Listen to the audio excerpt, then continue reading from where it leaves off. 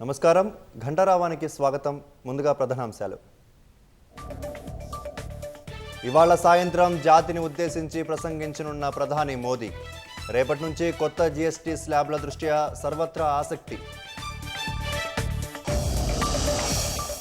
కాంగ్రెస్ పార్టీలో చేరిన ఎమ్మెల్యేల అంశంపై హరీష్ ఘాటు వ్యాఖ్యలు. ఈ విషయంలో రేవంత్ రెడ్డి వ్యవహార శైలి సరిగ్గా లేదని మండిపాటు.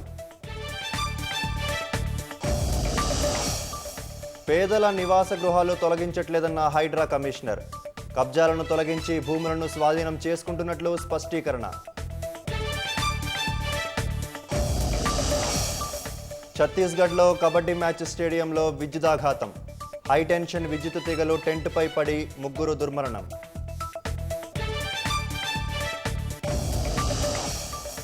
పెరూలో పెన్షన్ సంస్కరణలకు వ్యతిరేకంగా భారీ నిరసనలు. ఆమోదయోగ్యమైన వేతనాలు ఇవ్వాలన్న జన్ జెడ్ ఉద్యమకారులు.